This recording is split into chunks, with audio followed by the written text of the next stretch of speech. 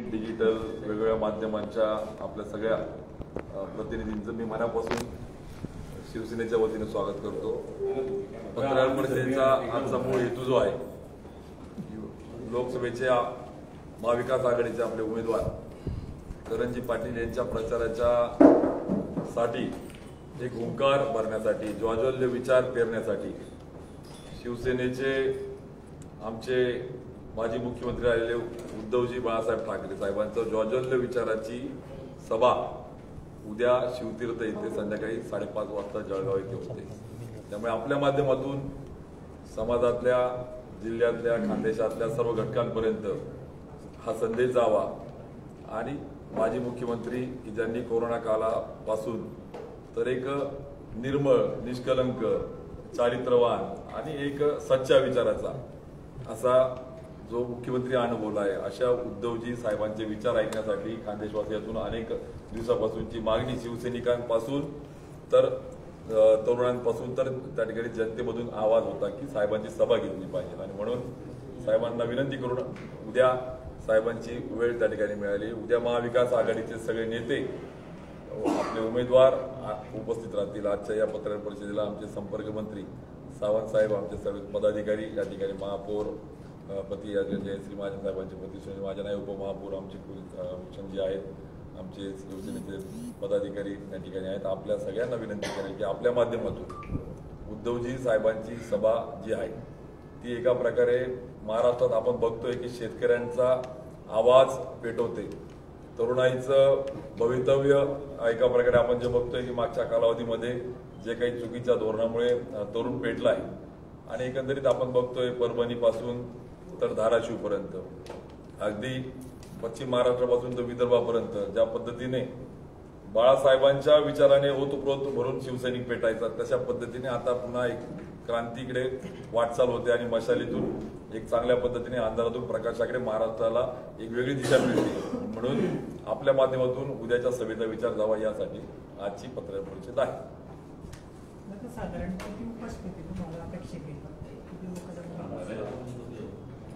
उद्याची सभा ही खरं तर आपण बघितलं की भारतीय जनता पार्टीला ज्या पद्धतीने आमचे राऊत साहेब बोलले एक वाक्य तर ते खूप लागलं, परंतु खरोखर लोकांना आमिष देऊन सभेला आणावं लागतंय।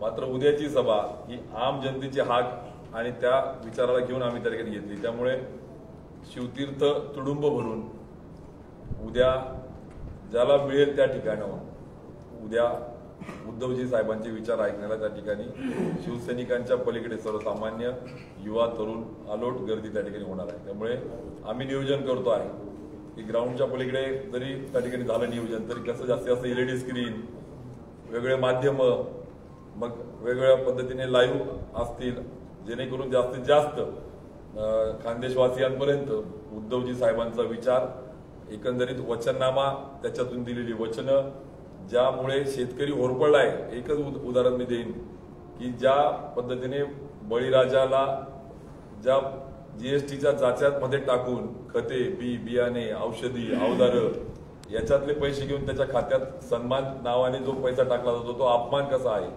आणि त्याला या GSTच्या जाच्यातून काढणाऱ्या वचननामामध्ये समावेश केला आहे। त्यामुळे उद्धवजींच्या मुखातून, वचननाम्यातून सर्व समाज घटकांना, मग मातृशक्ती असेल किंवा युवशक्ती असेल, शेतकरी असेल किंवा सर्वसामान्य समाजाच्या नावाने राजकारण करण्याची पोलखोल, अगदी रेणके आयोगाच्या ज्या भटक्या विमुक्त मग धनगरांपासून तर आमच्या बंजारा वंजारी गवळी समाजापर्यंत तर मराठा OBC समाजाला कसं त्या ठिकाणी मागच्या काळामध्ये राजकारणाचा भाग म्हणून भावनाची खेळला गेलं, या सगळ्यांना वचननाम्याच्या माध्यमातून भूमिका घेऊन उद्धवजी साहेब उद्या येत आहेत। त्यामुळे त्यांच्या मुखातूनच वचननामाच्या पलीकडे खानदेशासाठीचा आणि एकंदरीत महाराष्ट्रासाठीच्या ज्या पद्धतीने महाराष्ट्र पेटलाय, एक क्रांती आपण म्हणतोय की सुरू झाली, स्वातंत्र्याचा अमृत महोत्सव नवीन पर्व ज्या ठिकाणी शिवसेनेचे जे सुरू झालंय, ज्या पद्धतीने शिवसेना आणि राष्ट्रवादीला आघात करून एका बाजूला आतापर्यंत लहान मुलं चोरणारी, पैसे चोरणारी, आपण लुटारू गँग ऐकली, परंतु पक्ष आणि चिन्ह चोरणारी पण गँग त्या ठिकाणी, या सगळ्यांना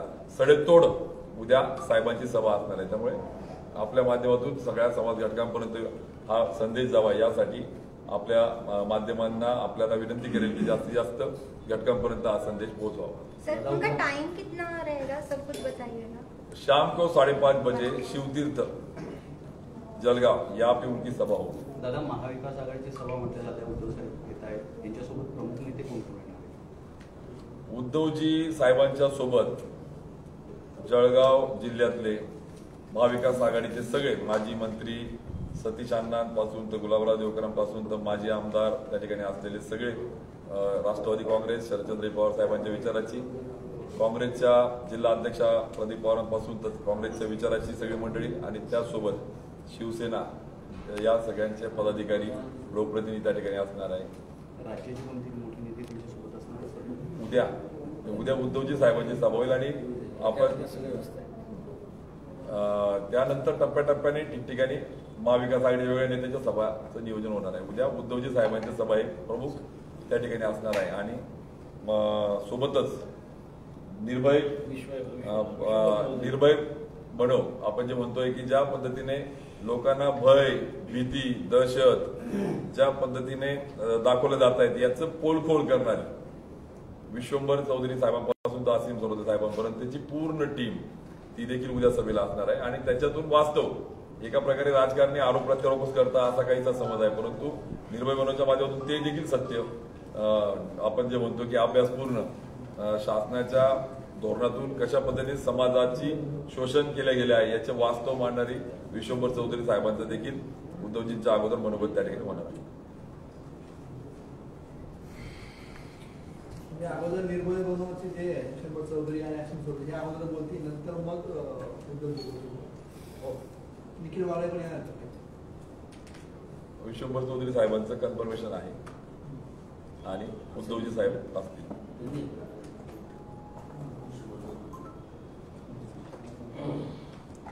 ठीक आहे दादा, पत्रकार परिषदेच्या अनुषंगाने जीएसटीचा जो जाच म्हणतात खासदार होते, तर तुम्ही याच्या संदर्भात कधी आवाज उठवला का? निश्चित आवाज उठवलाय, पत्र दिली, वेगवेगळ्या जीएसटी काउन्सिलच्या मंत्री महोदयांना देखील पत्र दिली। सर्व राज्याचे अर्थमंत्री हे नॅशनल काउन्सिल जी असते त्याचे सदस्य असतात आणि त्या काउन्सिलच्या मिनिस्टर्सने हा निर्णय घ्यायचा असतो।